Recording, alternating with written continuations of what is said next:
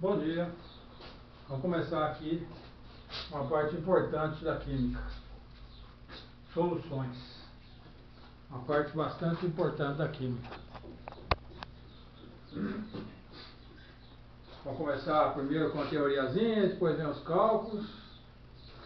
Solução é um capítulo super importante. Bom, na natureza, as coisas as substâncias dificilmente são encontradas na forma pura. São encontradas na natureza sempre na forma de misturas. Essas misturas nós chamamos de dispersões. Na dispersão, o que eu estou dissolvendo é o disperso.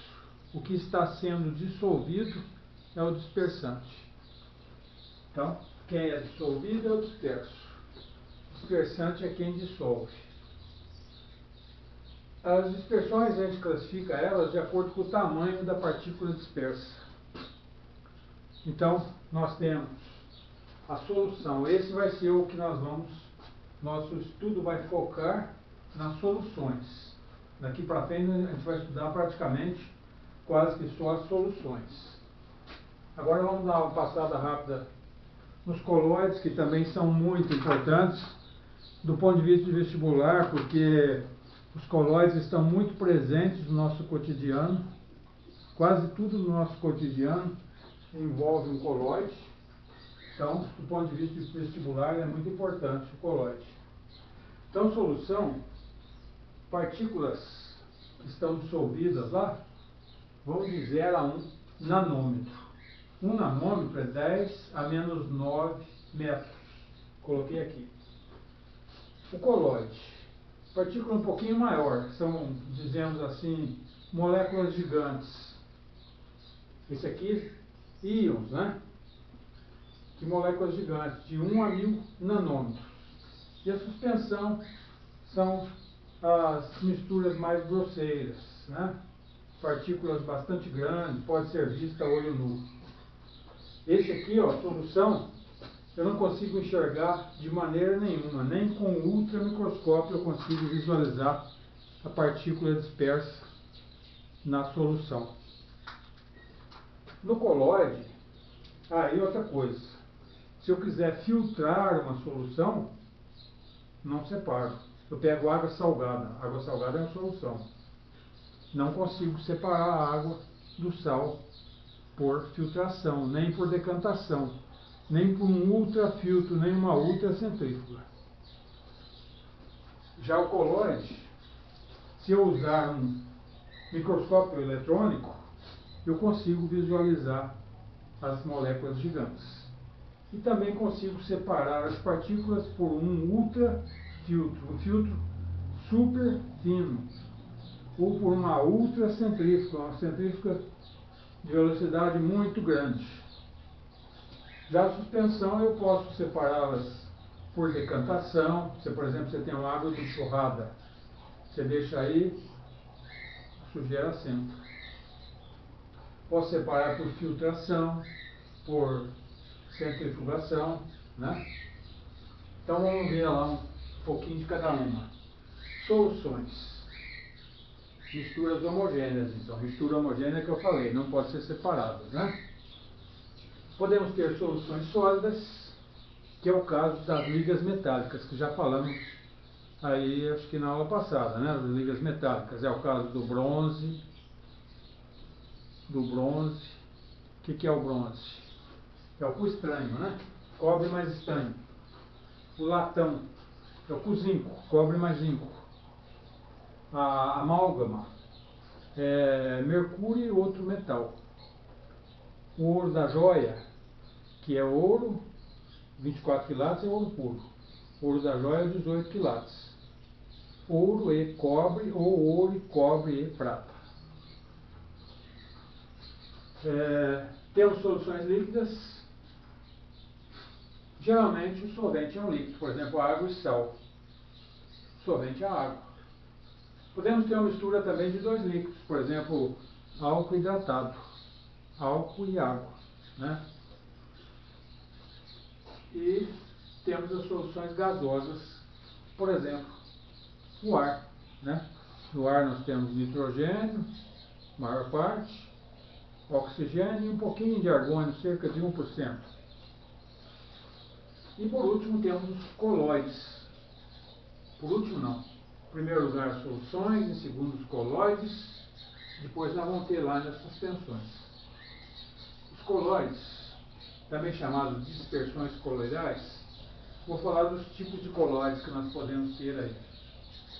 Podemos ter o aerossol líquido. No aerossol líquido, o disperso é o líquido e o dispersante é o gás. Por exemplo, neblina. Eu tenho as gotículas d'água dispersas no ar. Desodorante, spray, né?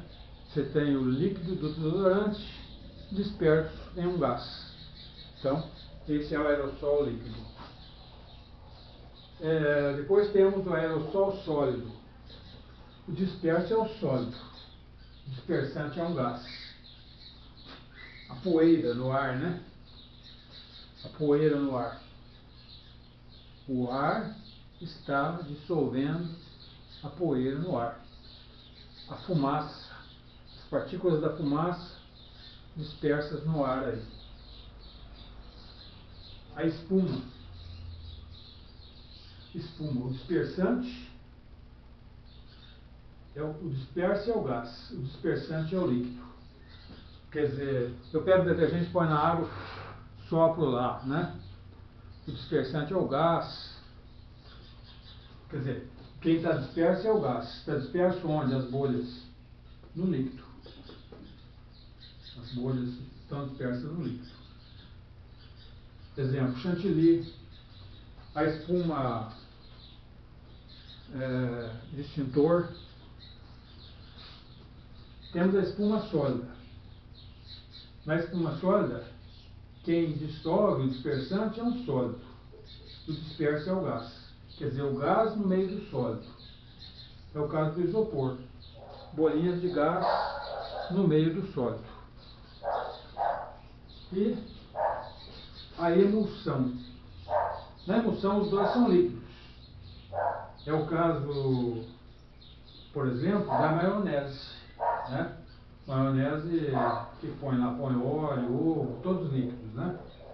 Um mais grosso, outro mais fino, mas todos líquidos. O leite tem gordura, várias coisas dissolvidas. Depois temos o sol, disperso sólido, dispersante líquido. Quer dizer que é um sólido disperso num líquido. É o caso do creme dental, a tinta. A tinta é um líquido e tem as partículas sólidas dissolvidas para dar cor na tinta. O gel. O gel, o dispersante é sólido e o disperso é líquido. É o caso da gelatina, geleia. Todas essas que eu citei são heterogêneas. Por isso eu posso separar, como eu falei já lá atrás, por uma ultracentrífuga ou um ultrafiltro. Para eu separar a solução, distinguir solução e suspensão, eu posso usar este efeito Tyndall. O que é o efeito Tyndall? Eu pego uma luz e, um exemplo, o farol na neblina. Você enxerga as partículas dispersas no facho do farol. Você consegue visualizar. Você faz poeira numa sala escura e clareia com uma lanterna. Faz poeira numa sala escura e acende o facho luminoso da lanterna. No facho luminoso você vai ver as partículazinhas dispersas no ar. Então o efeito Tyndall é isso. Você aplica um facho luminoso, você consegue visualizar as partículas dispersas ali. Na solução não. Na solução você põe o facho luminoso, através da solução você não vai ver nada. tá? O efeito Tyndall, e as suspensões? Também heterogêneas, só que, como eu disse, podem ser facilmente separadas. Então, são semelhantes aos colóides, só que podem ser visualizadas com mais facilidade. Tá? Então, essa é a teoriazinha dessa aula de dispersões. Temos alguns exercícios para fazer aí. Estamos na página 549 da apostila 3. A força e a exuberância das cores douradas do amanhecer desempenham um papel fundamental na produção de diversos significados culturais e científicos. Enquanto as atenções se voltam para as cores, um coadjuvante exerce um papel fundamental nesse espetáculo.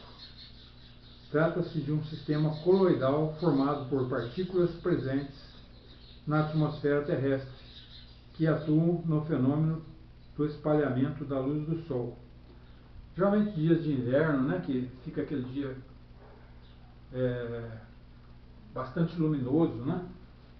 Com base no enunciado e nos conhecimentos acerca de colóides, considere as afirmativas a seguir. Uma mistura com partículas que variam, então, com base no enunciado e nos conhecimentos de colóides, considere as afirmativas. Você quer saber quais estão corretas? Isso. Então, colóides são uma mistura de partículas que variam de 1 a 1000 nanômetros. Coloquei aqui, ó, tá certo, né? Colóide, partícula de 1 a 1000 nanômetros. Verdadeiro. Trata de um sistema emulsificante. O que é o disperso e dispersante líquidos? Isso é emulsão. Ele falou que trata-se de um sistema emulsificante. O que é emulsão? Os dois são líquidos. Aí o que ele falou lá? Ó, as cores douradas do amanhecer desempenham um papel fundamental. Então, não tem líquidos dissolvidos em líquido aí. Isso aí está falso, né? Consiste em um sistema do tipo aerossol sólido. Aerossol sólido, cadê o aerossol sólido? Aqui. O gás é o ar. E o disperso, pequeninas partículas sólidas dispersas no ar que vão dar aquele coloração bonita no ambiente. Partículas sólidas no gás. Está correto isso. Forma uma mistura homogênea monodispersa? Não, eu acabei de falar lá que os colóides são misturas heterogêneas. Então ficaram corretas 1, que são uma mistura com partículas de 1 a 1000, e que consiste em um sistema tipo aerossol sólido. Letra B. Segundo, os sistemas coloidais estão presentes no cotidiano desde as primeiras horas do dia. Na higiene pessoal, o sabonete, o shampoo, a pasta de dente, o creme de barbear, na maquiagem, alguns cosméticos, no café da manhã, a manteiga, os cremes vegetais, que eu falei para vocês. O colóide é importante por isso, ele está muito presente no nosso dia a dia.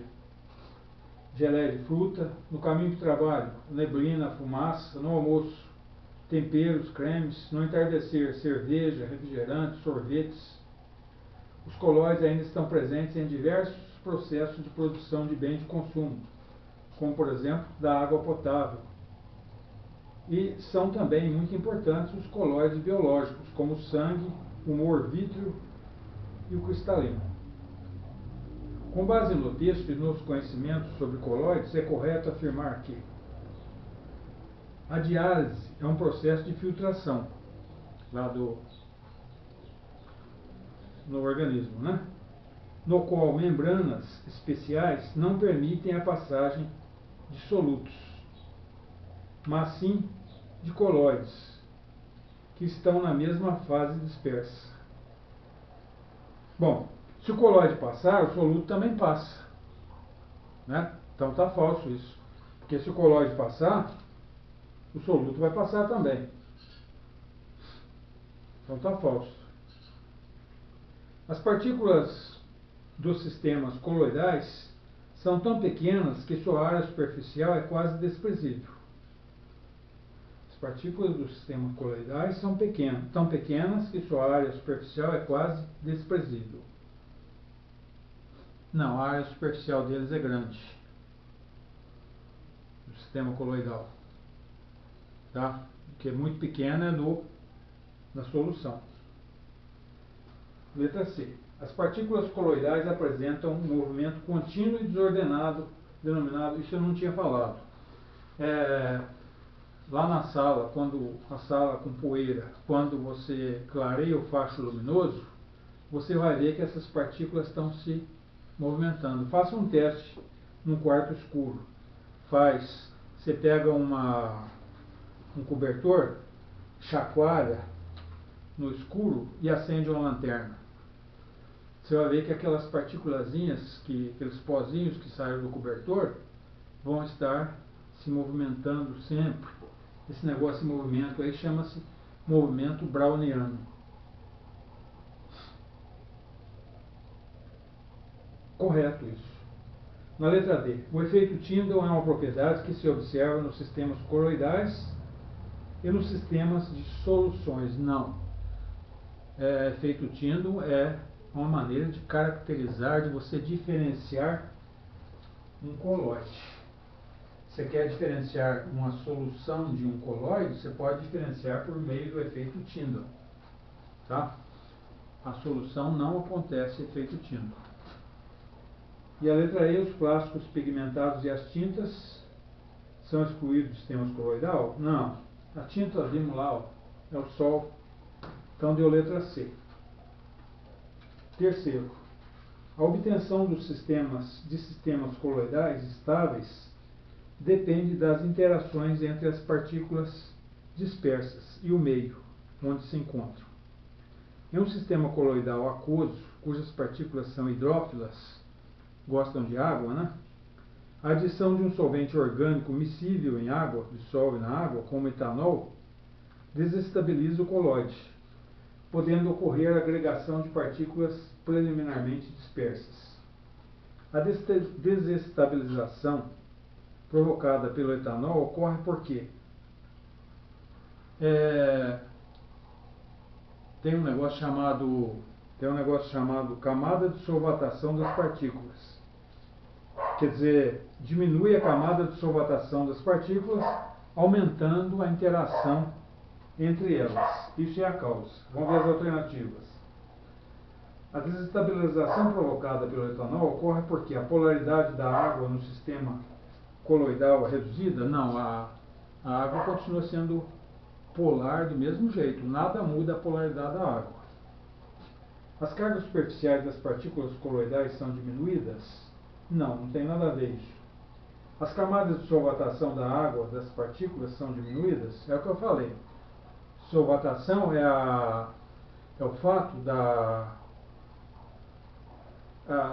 os solutos, as partículas dissolvidas estarem interagindo com a água, tudo envolvendo a água. Aí eu coloco outro solvente lá, vai interagir nessa força entre a água e a partícula dissolvida.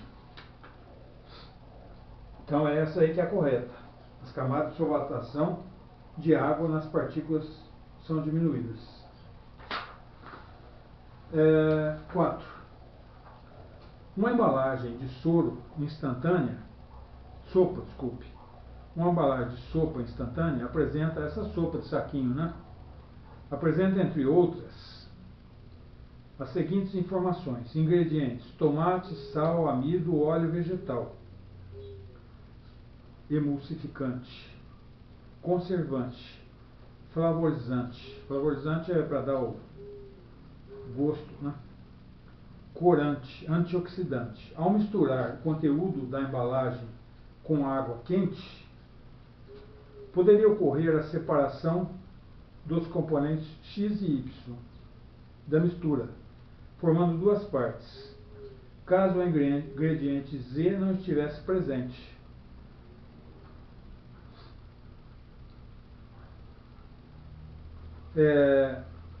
O óleo vegetal aí, gente, no caso, ele está agindo como emulsificante. O óleo é o emulsificante, ele está ajudando a formar a emulsão, dissolver as coisas. O óleo e a água quente, que vão fazer essa, que nós chamamos de emulsão.